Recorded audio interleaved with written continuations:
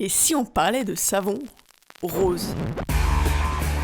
Bonjour et bienvenue, j'espère que vous allez bien. Aujourd'hui, à travers l'analyse de Fight Club, il s'agit de comprendre et d'expliquer comment se construit dans nos esprits des récits qui sont polarisants et qui peuvent nous amener à adopter un discours de haine et in fine un comportement radical et violent. Et si au début le film semble être une fable authentique et dépaysante, rapidement, le réveil de la testostérone en sommeil en fait un film noir, radicalement violent, où s'exprime avec terreur un groupe d'hommes paramilitaires dans une totale myopie de la masculinité, car s'identifier à Tyler Durden, c'est oublier que l'histoire commence, tout comme elle se termine, avec un personnage féminin. Bref, le but ici est de proposer une analyse de Fight Club sous le spectre criminologique, dans une approche critique et préventive.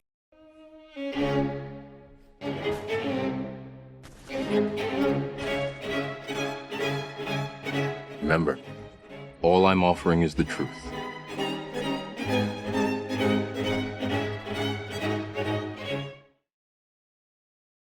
Mais Fight Club, c'est quoi? Voici ma réponse subjective en 120 petites secondes. Fight Club, c'est le livre, un livre coup de poing de Chuck Palahniuk, publié en 1996. Fight Club, c'est aussi l'adaptation de ce livre par le réalisateur américain David Fincher. Fight Club, c'est un échec commercial au box-office. Il a coûté 63 millions de dollars et en a rapporté environ 37. Fight Club, c'est le film de l'époque qui a été beaucoup critiqué. Les mots qui reviennent souvent sont malsains, nihilistes, anarchistes, fascistes, masculinistes. Et le meilleur nous vient des cahiers du cinéma qui le qualifiaient alors de film dégueulasse. Fight Club aujourd'hui est considéré comme le film culte d'une génération d'hommes comme l'avait été le lauréat en 1967. Fight Club, c'est pour résumer et simplifier, puisqu'il n'existe pas de raccourci sans simplification, l'histoire d'un trentenaire qui travaille comme cadre chez un grand constructeur automobile. Fight Club, c'est aussi l'histoire d'un consommateur assidu et dépressif qui souffre d'insomnie chronique, cause de son épuisement quotidien. Fight Club, c'est le parcours d'un anonyme qui vit dans une grande ville. On ne lui connaît pas de vie amoureuse, amicale ou familiale particulière. Fight Club, c'est l'histoire d'un homme dont le temps, tout comme sa représentation du monde, semble être divisé en deux parties. La première est consacrée pleinement au travail, tandis que la seconde partie est consacrée tout aussi pleinement à la consommation. De cette manière, le narrateur va combler son vide intérieur par remplissage extérieur. Fight Club, enfin et dernier point, c'est l'histoire d'un jeune homme blanc américain asservi par la société capitaliste moderne et qui ne trouve apparemment pas de valeur à donner à son existence. Bon ok, mais comment expliquer la trajectoire du narrateur d'un point de vue criminologique? Le film repose sur de multiples paradoxes. Le narrateur, dans un mouvement de construction-déconstruction, souhaite en même temps qu'il y adhère rejeter les valeurs conformistes de la société dans laquelle il évolue, pour se sentir plus libre. Il est possible d'expliquer ce paradoxe à travers les 3 écoles de Vienne. Freud représente la première école de Vienne. En 2 mots et pour faire simple, pour Freud, la motivation fondamentale de l'être humain réside dans la recherche de plaisir. Le plaisir chez Sigmund est entendu comme la satisfaction de l'instinct sexuel. Cet instinct ne pouvant pas toujours être satisfait, l'individu a recours à la sublimation. On peut définir la sublimation comme un mécanisme par lequel l'énergie sexuelle de l'individu sera dirigée vers d'autres activités socialement admises ou utiles. À défaut, l'utilisation excessive de défense du moi, c'est-à-dire la non-satisfaction de l'instinct sexuel, entraînera l'apparition de névrose. La névrose, quant à elle, peut être définie comme un conflit psychologique et un compromis finalement entre les pulsions et les défenses qui s'y trouvent opposées. En l'espèce, le ça, qui est totalement inconscient, est projeté dans le moi, la partie consciente et préconsciente de la personne, et est personnifié par Tyler Durden. Autrement dit, Tyler Durden, c'est pas qui, mais c'est quoi? C'est l'expression des pulsions d'agressivité et de sexualité du narrateur, qui n'ont pu être exprimées d'une autre manière, c'est-à-dire par la sublimation. Par exemple, à propos de la sexualité. Oh, don't worry. It's not a threat to you. À aucun moment le narrateur ne fait l'amour avec Marla. Elle a la place de la femme avec qui Tyler Durden baise. Elle ne partage pas physiquement la vie du narrateur, pas plus qu'elle ne partage sa vie affective, puisque Tyler, l'expression du ça, reprend le contrôle, qui, entre parenthèses, se trouve être représenté au sous-sol, ce qui est quand même plutôt bien imagé. Et à propos de la violence, Tyler Durden est l'expression de l'énergie vitale, pulsionnelle de la personnalité du narrateur. Il agit hors de contrôle ou dans un total lâcher-prise, et ne connaît pas les interdits. Il urine dans un bocal de nourriture et met une image de pénis dans un film pour enfants. Le film critique l'absence de figure masculine faisant autorité pour permettre aux hommes de se construire. Et Fincher utilise Tyler Durden pour remettre en question le surmoi, c'est-à-dire l'éthique, les interdits, les normes imposées par la société, la famille, etc. Le surmoi est à la fois conscient et inconscient. Marla, la seule représentation féminine du film, rompt son équilibre nouveau et précaire qu'il avait trouvé dans ses groupes de soutien, comme celui a priori réservé aux hommes atteints d'un cancer des testicules. Ces hommes incarnent l'émasculation du narrateur de manière très claire et littérale. La présence de cette femme est perçue comme intrusive, elle n'est pas tolérée par le narrateur. C'est à ce moment-là qu'il va déclencher une protection par la création de Tyler Durden, qui lui représente le ça, comme on l'a vu précédemment. Marla devient donc un champ de bataille symbolique entre Tyler et le narrateur, ou autrement dit entre le ça et le moi. Le narrateur le dit lui-même tout au début du film, tout a commencé avec Marla. And suddenly, I realized that all of this has got something to do with a girl named Marla Singer. Au début, le narrateur va tout simplement éviter Marla. Il a peur d'elle, du symbole qu'elle représente en tant que femme. Il a peur de la courtiser. Ensuite, il va commencer une vie, on va dire, d'homme et suivant la représentation qu'il se fait de ce qu'est être un homme. Il va circonscrire la femme à une place déterminée, son lit, et qui ne le met pas en danger dans sa vie émotionnelle. Ainsi, son espace est préservé. Il n'est pas envahi par Marla et refuse de l'être. Enfin, s'il est une menace pour le ça, elle est aussi, pour le narrateur, son animal porteur de force. C'est-à-dire qu'elle incarne pour lui la chance de maîtriser son ça et de reprendre le contrôle de sa vie.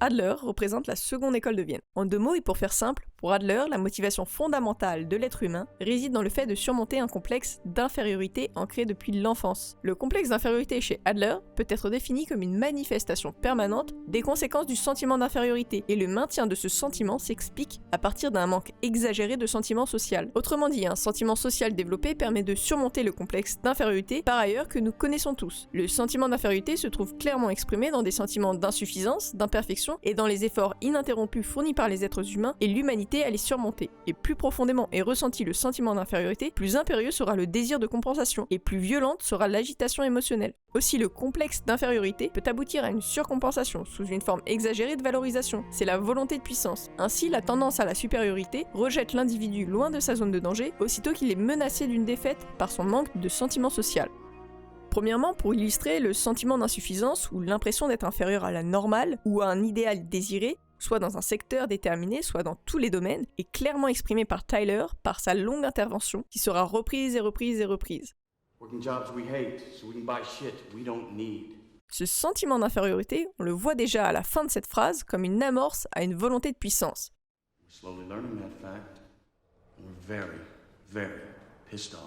En effet, et deuxièmement, la volonté de puissance, c'est-à-dire la surcompensation exagérée du complexe d'infériorité, est exprimée par le narrateur lorsqu'il reprend le contrôle sur son boss, le tout accompagné par la caméra. En effet, on peut comparer l'évolution de l'attitude du narrateur vis-à-vis de son patron, au début du film, puis au milieu du film.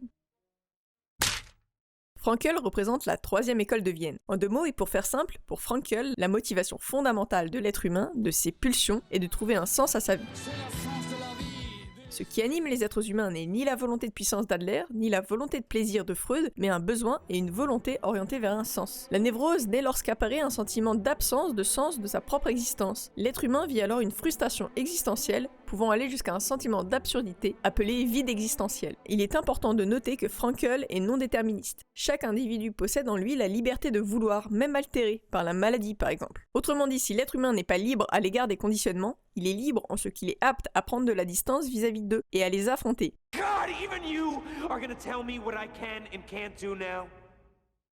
Pour illustrer, dans le film, le vide existentiel se caractérise par un sentiment d'aliénation. That condo was my life, okay? Ensuite, le vide existentiel du narrateur se caractérise aussi par un sentiment d'ennui généralisé. If you wake up at a different time, in a different place, could you wake up as a different person? Et enfin, le vide existentiel peut aller jusqu'à un sentiment d'apathie, c'est-à-dire de passivité, d'insensibilité. On a long enough timeline, the survival rate for everyone drops to 0. De la même manière que Raymond, mais pas que, le spectateur, au moins le temps de la projection du film, est pris en otage. Le narrateur nous force à regarder notre vie, à la disséquer, à l'analyser minutieusement, à la questionner dans ce monde moderne et à en retirer un sens personnel. What did you want to be? Et il va même plus loin, il ne fait pas que questionner, il impose de faire un choix. What do you want? Trouver un sens à sa vie ou mourir immédiatement. How would you feel about your life? I don't know. I wouldn't feel anything good about my life. Le parcours du personnage n'est rien d'autre qu'un suicide. La trajectoire du narrateur peut aussi s'expliquer par une théorie causale de la déviance. C'est la production sociale de la déviance. d'inspiration plutôt marxiste, cette théorie se donne pour ambition d'expliquer les mécanismes de la déviance en considérant que les institutions de pouvoir ont l'intention d'imposer la domination des possédants et le maintien de leurs subordonnés dans un statut d'infériorité. Cette théorie envisage la délinquance comme le reflet de l'inégalité inscrite au cœur des rapports sociaux propres au mode de production capitaliste. Par rapport à Fight Club et au sein des sociétés de l'Ouest, les institutions de pouvoir représentées par l'État sont en déclin. Il est ainsi possible d'émettre l'hypothèse, comme le fait le narrateur, que les institutions de pouvoir sont représentées par des grandes multinationales. Ce sont elles qui, suivant ce raisonnement, auraient l'intention d'imposer la domination des possédants et le maintien de leurs subordonnés dans un statut d'infériorité. Deleuze affirmait à cet égard que le marketing était devenu le nouvel instrument de contrôle social, dans le cadre des nouvelles sociétés de contrôle. Nous entrons dans des sociétés de contrôle. Sociétés de contrôle qui succèdent aux sociétés disciplinaires de Foucault. La trajectoire du narrateur peut aussi s'expliquer par une théorie compréhensive de la déviance. En effet, le narrateur, pour survivre dans ce monde complexe qu'il ne comprend plus, se construit et évolue au sein d'une sous-culture délinquante, le Fight Club. La sous-culture désigne le fait qu'un ensemble d'individus partagent un même monde de valeurs qui forgent les normes permettant une interprétation des choses et des événements tels que s'instaure entre eux une communication assurant la coordination de leur action. Le Fight Club est une sous-culture, elle est délinquante pour deux raisons. La première est que c'est un club de combat clandestin. La seconde raison est que ses membres, qui sont des paramilitaires, se réunissent pour préparer un projet d'attentat, le projet Chaos. Néanmoins, si cette sous-culture s'est formée, c'est parce qu'elle remplit un besoin social, que la structure de la société globale ne satisfait pas, et si elle perdure, c'est tant que le besoin est ressenti. La sous-culture délinquante n'est pas un monde autonome, elle est un sous-système participant pleinement au système plus général de la société globale. Fight Club est un parfait exemple pour illustrer le processus de radicalisation menant à la violence.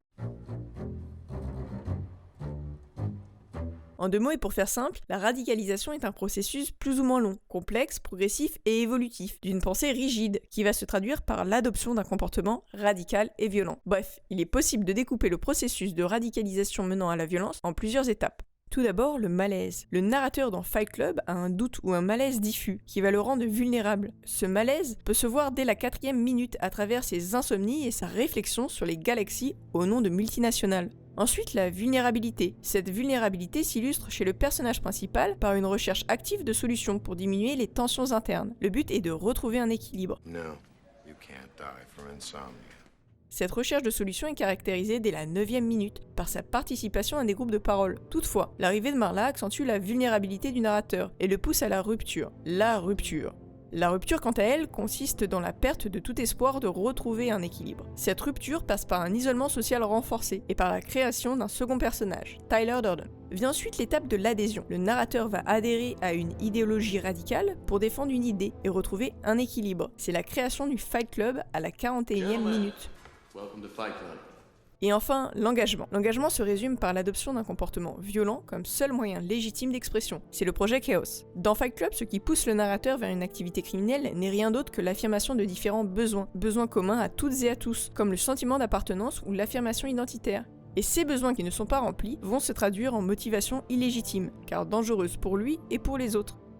Enfin et pour conclure, Fight Club est un film culte, riche d'apprentissage et s'inscrit dans un courant hollywoodien populiste qui peut se résumer par la volonté de la tabula rasa. C'est-à-dire qu'en même temps que les buildings disparaissent, un nouvel horizon des possibles se dessine. Dans Fight Club, le piratage du capitalisme est envisagé comme la seule perspective pour sonner l'alarme et remettre les compteurs à zéro. Cette hypothèse ou l'illusion de la tabula rasa se retrouve dans d'autres films et séries plus récents comme Joker ou Mr. Robot, dont les succès font écho aux mouvements sociaux contemporains. Finalement, la résilience est peut-être la clé de résolution en tant que compétences trouvées créées par les individus pour faire face à des situations délétères. Événements de vie traumatiques, accidents, maladies, handicaps, carences affectives graves, grande précarité, etc. La résilience, c'est la manière qu'a un individu de se transformer, se changer et s'adapter face à des circonstances qui, elles, ne peuvent se transformer, se changer et s'adapter. Il s'agit d'accepter la situation et de s'outiller différemment pour ne plus répondre au pourquoi, mais au comment et pourquoi faire. Comment relever le défi de cette nouvelle situation et que vais-je en retirer? You met me at a very strange time in my life.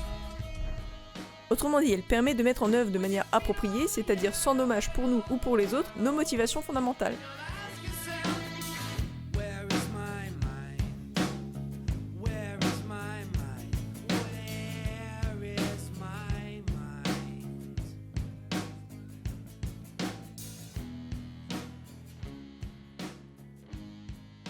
Merci d'avoir suivi cette toute première vidéo. Si le contenu vous a intéressé et que vous souhaitez soutenir la chaîne, alors n'hésitez pas à vous abonner et à partager pour aider la chaîne à se faire connaître. Do not fault us.